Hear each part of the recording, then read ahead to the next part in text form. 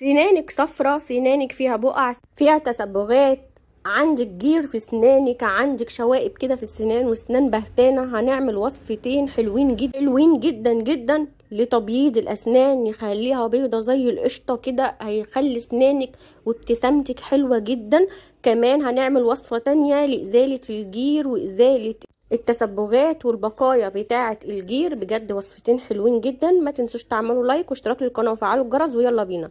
انا هنا هحتاج معايا حتة من الزنجبيل. لو ما عندكيش زنجبيل فريش ممكن تستخدميه الزنجبيل البودر عادي جدا عادي جدا. فايدة الزنجبيل انه بيطهر اللثة وبيطهر الاسنان، وكمان بيخلي النفس ريحته حلوة، وكمان بيعقم الاسنان واللثة. ولو عندك اي التهابات الزنجبيل من الحاجات المعقمة والمطهرة للاسنان. هبدأ اخد حتة صغيرة من الزنجبيل وهبدأ ان انا ابشرهم كويس جدا زي ما انت شايفة كده.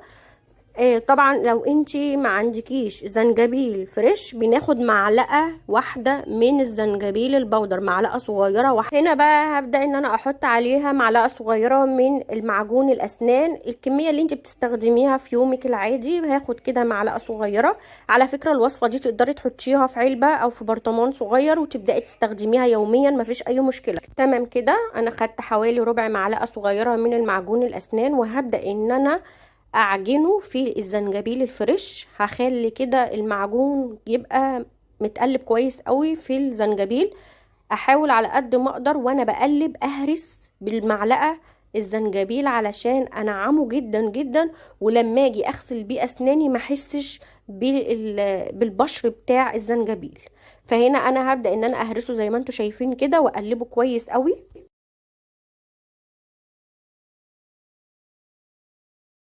زي ما احنا شايفين كده، بصوا شايفين بقى شكلها عامل ازاي كده، قلبتها كويس.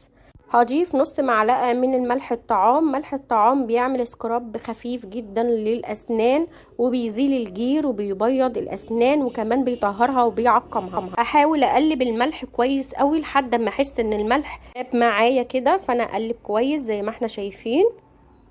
شايف خلطة والله العظيم تحفة جدا جدا، بتبيض وبتخلي اسنانك بيضة زي القشطة. غير كده كمان فوائد علاجها تحفة جدا للأسنان. هنا هبدأ أضيف عليها معلقة صغيرة من زيت الزيتون. زيت الزيتون بيقوي الأسنان جدا، وكمان بيديلها لمعة حلوة قوي. فهنا خدت معلقة صغيرة من زيت الزيتون وهبدأ ان انا اقلبهم كويس. شايفين؟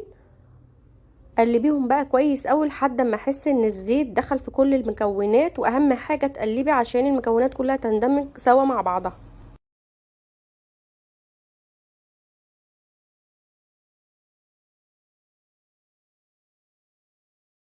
هنا كل ما بقلب بحاول ان انا اهرس بالمعلقة الزنجبيل عشان يبقى طري وناعم معايا.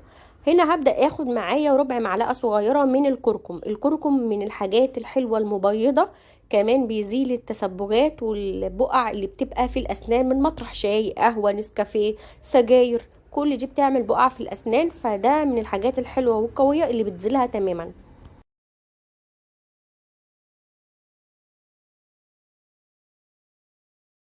هنا حاولت ان انا اقلبهم كويس قوي زي ما احنا شايفين.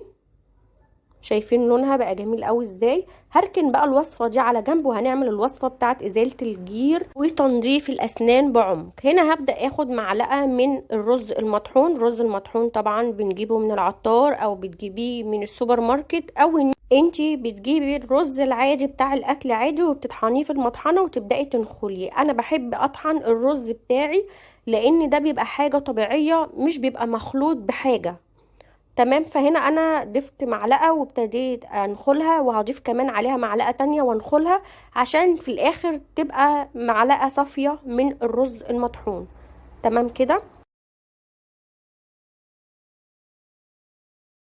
تمام يا بنات. وهضيف عليها معلقة من الحليب البودر. الحليب البودر بيبيض الاسنان جدا، وكمان فيه كالسيوم للاسنان وبيديلها قوة جميلة قوي. شايفين الوصفة الاولى ابتدت تتفاعل معايا ازاي؟ فهركنها بقى لغاية اما اخلص الوصفة التانية. هنا قلبت الرز مع الحليب كويس قوي. وعايزه اقول لك الرز من الحاجات الجميله جدا اللي بتنظف الجير وبين الاسنان، وبتنظف الاسنان جدا جدا جدا، وكمان بيبيضها بطريقه حلوه قوي.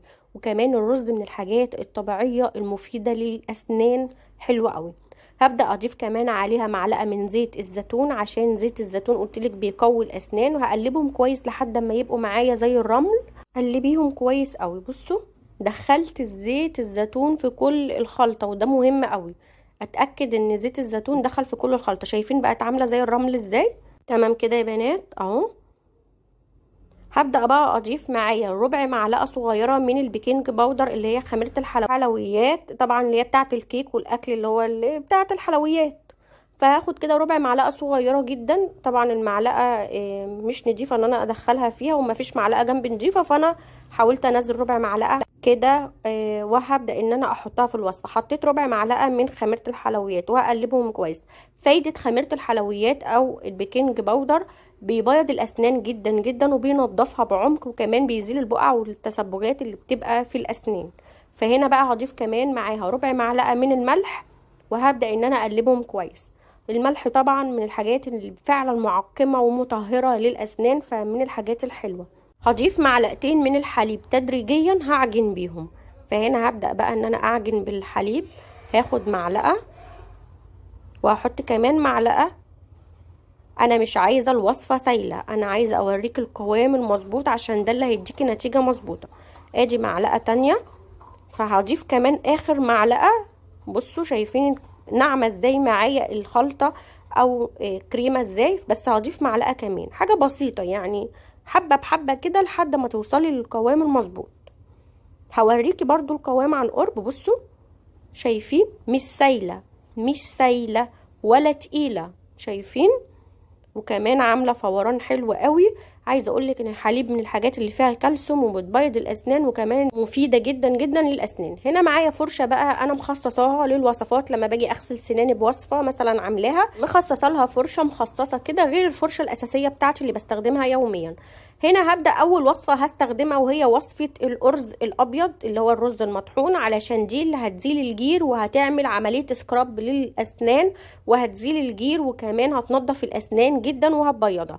طريقه الغسيل الاسنان زي كل مره ما بحكي لكم ان دكتور اللي قايل لي الكلام ده. بغسل طريقه سناني بطريقه حركات دائريه او من فوق لتحت، ما نحكش الاسنان رايح جاي، دي ما بتنضفش الاسنان، ما بتعملش اي حاجه، ولا كمان هتخلي اسنانك تنضف كده وتبقى كويسه وحلوه.